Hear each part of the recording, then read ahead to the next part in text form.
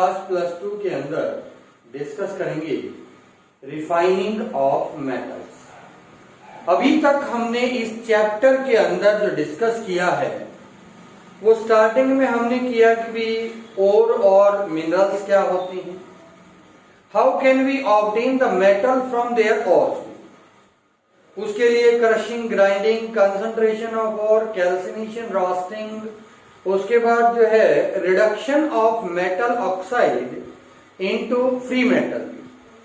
Now the free metal obtain by us from their ore contain large number of impurities.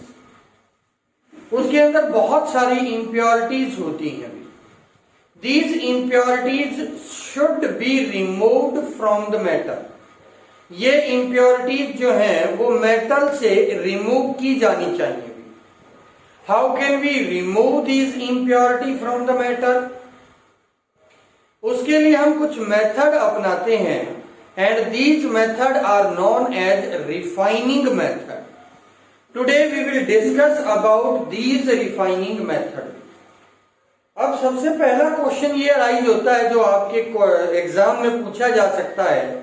बहुत से बच्चे मुझे कहते हैं कि भी एग्जाम से रिलेटेड क्वेश्चंस जो हैं आप साथ साथ बताते हैं, क्या ये एग्जाम के अंदर आते भी हैं?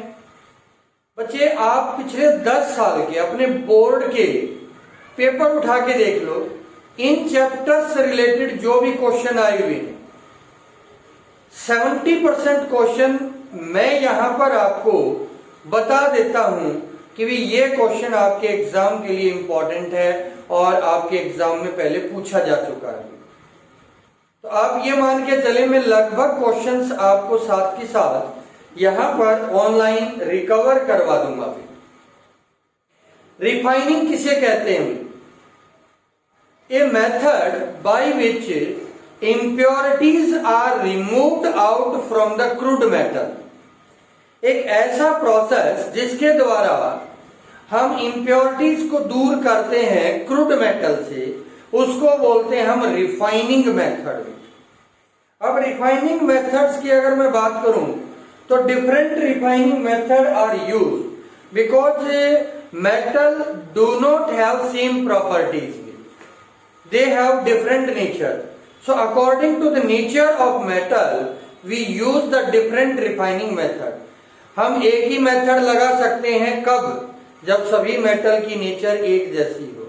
लेकिन मेटल्स की नेचर अलग होती है, कुछ के मेल्टिंग पॉइंट बहुत ज्यादा होते हैं, कुछ के मेल्टिंग पॉइंट बहुत लो होते हैं, कुछ के बॉइलिंग पॉइंट ज्यादा है, कुछ के बॉइलिंग पॉइंट लो है, कुछ सोल्यूबल कॉम्प्लेक्स बना देते हैं, कुछ नहीं बनाते हैं।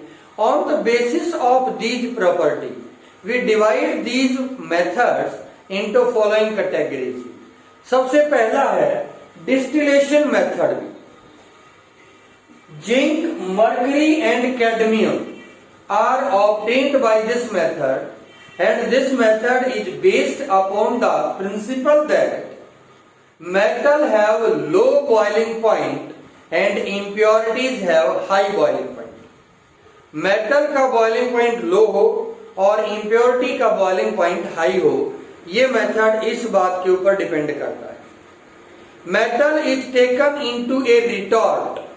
मेटल को हमने एक रिटॉर्ट के अंदर ले लिया and heat it at its boiling point, और इसको इसके बॉइलिंग पॉइंट पे हीट किया। Metal get evaporated and go into the separate vessel in the form of vapor where it condense back to get the pure metal।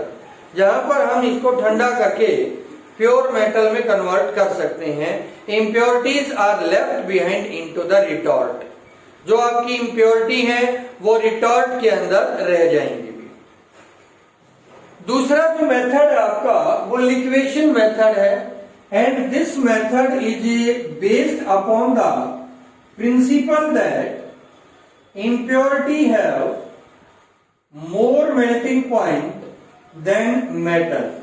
impurities का जो boiling point होता है वो मेटल से ज्यादा, मेल्टिंग पॉइंट जो है वो मेटल से ज्यादा होता है। यहां पर हमने इम्प्योर मेटल ले लिया, ये है आपका इम्प्योर मेटल। अब हमने इसको यहां पर हीट किया, then we start heating it. इसको हीट करके हमने जो है मेल्ट कर दिया। अब मेटल यहां से मेल्ट हो जाएगा and it goes down on this sloping health. ये स्लोपिंग हेल्थ है, यहां से ये नीचे आएगा and collected in the another vessel, और दूसरे वेसल के अंदर कलेक्ट हो जाएगा। Impurity do not melt it down. Impurity आपका मेल्ट नहीं होंगी because they have high melting point, क्योंकि इनका जो मेल्टिंग पॉइंट है वो बहुत हाई होता है। Then these impurity are removed out. ये इम्प्योरिटी जो है वो यहां से रिमूव कर जाएंगी। कई बार तो आप लोगों को ऐसा लगता होगा भाई केमिस्ट्री पढ़ते पढ़ते नींद आ रही है। अभी ऐसा कुछ नहीं है। Keep your interest in chemistry. अपना जो है केमिस्ट्री के अंदर इंटरेस्ट बनाइए। जब हम किसी काम को इंटरेस्ट और हॉबी के रूप में करते हैं तो हम उस काम को करते करते कभी नहीं थकते हैं। तो आपने जो है एज ए हॉबी केमिस्ट्री को करना है, चीजों को समझें, रट्टा न मारे भी। तो इस मेथड को हम बोलते हैं liquation method. This method is known as a liquation method. Now we will talk about electrolytic refining. हम इलेक्ट्रोलिटिक रिफाइनिंग के बारे में बात करेंगे। दिस इज कॉस्टली मेथड भी। इलेक्ट्रोलिटिक रिफाइनिंग हमारा कॉस्टली मेथड होता है, इसकी हाई कॉस्ट होती है। The metal like copper and zinc are obtained by this method. इस मेथड से कॉपर और जिंक जैसे, अब यहाँ पर ध्यान रखना भाई, मैं साथ ही साथ कौन कौन से मेटल को हम इससे प्राप्त करते हैं वो एग्जाम्पल आपको दे रहा हूं। एक एक नंबर में क्वेश्चन पूछ लेते हैं कि which element is obtained by this process. इस रिफाइनिंग प्रोसेस से हम किस मेटल को ऑब्टेन करते हैं, वहां पर आपको मेटल का नाम बताना होगा। तो एक एक नंबर में क्वेश्चन पूछ लेते हैं, हरियाणा बोर्ड के अंदर भी और स्टेट बोर्ड के अंदर भी और सीबीएसई के अंदर भी। इलेक्ट्रोलिटिक रिफाइनिंग में we will take two electrode. One is impure metal rod. ये आपकी impure metal rod है भाई, impure, और ये जो है आपकी pure metal rod है। These are connected by a source of battery and a key, and a metal salt solution is taken as electrolyte। यहां पर मेटल सॉल्ट सॉल्यूशन को हम इलेक्ट्रोलाइट के रूप में लेते हैं। Metal from anode is oxidise and goes into the solution. M is converted into Mn plus n electron at anode। ये रिएक्शन जो होती है आपकी वो एनोड पे है। At cathode Mn positive ion gets an electron and convert into metal solid which deposited on the cathode, so that the mass of anode is goes on decreasing and mass of cathode is goes on increasing। Anode का मास जो है वो decrease होता जाएगा और cathode का मास जो है वो इंक्रीज होता जाएगा। इस तरह से आप जो है वो ये मेथड दे सकते हैं electrolytic refining. From here we can obtain the metal up to 99.9% pure metal जो है वो हम यहां से ऑब्टेन कर सकते हैं। The high cost of this process can be compensated. एक नंबर में क्वेश्चन आ सकता है, how can we compensate the high cost of electrolytic refining? High cost of this method is compensated by obtaining the precious metal like gold, silver and platinum from anode mud। Anode mud क्या होता है, इस process को एक बार हम ध्यान से समझें। Metal from anode is oxidized to goes into the solution। and impurities are goes down and settle down under the anode in the form of anode mud, which contain precious metal like gold, silver and platinum. They can be obtained from anode mud. उनको हम anode mud से obtaining कर लेते हैं।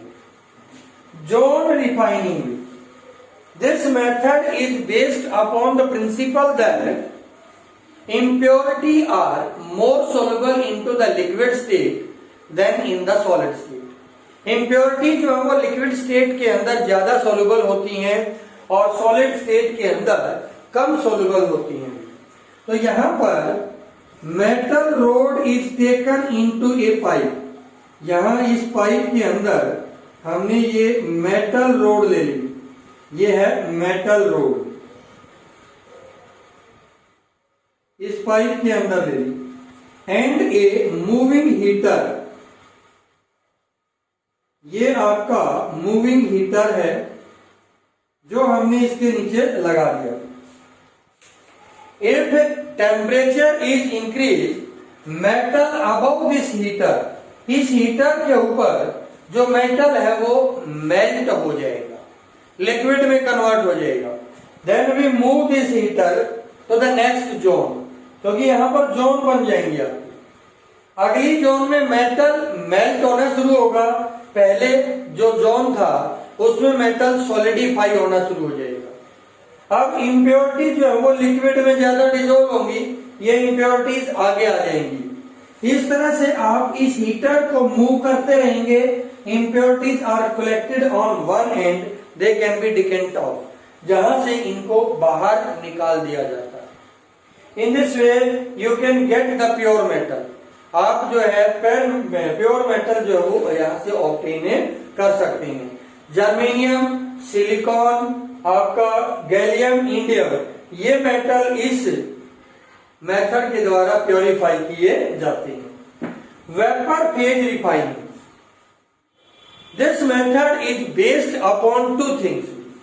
पहला, the metal is converted into volatile component with a suitable reagent, किसी भी suitable reagent के साथ इसको मिक्स करके volatile component में कन्वर्ट किया जाता है।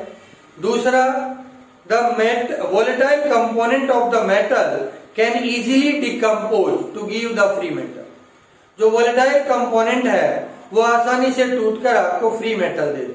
इन दो चीजों के ऊपर डिपेंड करेगी वेपर फेज रिफाइनिंग। यहां पर दो प्रोसेस है जो एग्जाम के लिए बहुत ज्यादा इंपॉर्टेंट है, किसी भी बोर्ड का एग्जाम हो उसमें ये दोनों मेथड बहुत ज्यादा इंपॉर्टेंट हैं। मंड प्रोसेस, वान अर्केल मेथड भी बहुत ज्यादा इंपॉर्टेंट। मंड प्रोसेस निकल के लिए यूज करते हैं हम। इन मंड प्रोसेस निकल is first treated with carbon monoxide at temperature 330 to 350 Kelvin. It converted into nickel tetracarbonyl, which is a volatile component, and this nickel tetracarbonyl is heated at 450 to 470 Kelvin. Then it will give nickel solid and carbon monoxide gas. Impurity यहाँ रह जाएंगी, ये volatile component यहाँ आएगा, इसको फिर से heat करोगे, निकल सॉलिड के रूप में आपको मिल जाएगा। दूसरा, van Arkel method, this method is use for zirconium and titanium. इस मेथड को हम जर्कोनियम और टाइटेनियम के लिए यूज करते हैं। इन this method zirconium is heated with iodine at 870 Kelvin. It convert into zirconium iodide, a volatile component. Impurities are left behind. If this is heated at 2075 Kelvin, then it will give zirconium solid and a iodine gas. इसी प्रकार titanium converted into titanium tetraiodide and then titanium और iodine gas. इस method को हम वान Arkel method बोलते हैं, इसको मंड प्रोसेस। लास्ट मेथड हमारे पास chromatographic method. In this method we set a stationary phase. हम एक स्टेशनरी फेज सेट करते हैं, ये होगी भी हमारी स्टेशनरी फेज। एडजॉर्बेंट कॉलम भी, एडजॉर्बेंट, यहां पर सैंड लेते हैं, मिट्टी, सैंड, और यहां पर हम लेते हैं मिक्सचर, ये हो गया आपका मिक्सचर। हमने मान लिया ये 3 कंपोनेंट है, A plus B plus C। This method is based upon the principle that different component of a mixture have different adsorption power. उनकी adsorption power अलग अलग है, they adsorb at different extent, अलग अलग फोर्स से adsorb होंगे। जिसकी adsorption power कम होगी इट मूव फास्ट, और जिसकी एडजॉर्प्शन पावर ज्यादा होगी it move slowly. And the component of mixture is separated out from each other. ये ए कंपोनेंट, ये बी, ये सी। सी की एडजॉर्प्शन पावर सबसे कम है तो सबसे तेज नीचे आएगा and can be collected. B उससे कम एडजॉर्प्शन पावर, उसके बाद आएगा। ए की एडजॉर्प्शन पावर सबसे ज्यादा है, धीरे धीरे टसकता हुआ नीचे आएगा और सबसे लास्ट में पहुंचेगा। In this way you can separate the all component of the mixture. आप मिक्सचर के सभी कंपोनेंट को जो है वो सेपरेट कर सकते हैं। These are the method which use to separate और प्योरीफाई द मेटल। ये जो है कुछ मेथड थे जिनको हम मेटल की प्योरिफिकेशन के लिए यूज करते हैं। मैं फिर से सभी बच्चों से रिक्वेस्ट करूंगा, please share, subscribe and like the channel बच्चे, ताकि जो आपके फ्रेंड्स हैं वो इस लॉकडाउन में जब आपके स्कूल बंद हैं उनकी एजुकेशन के ऊपर इफेक्ट ना पड़े। ठीक है।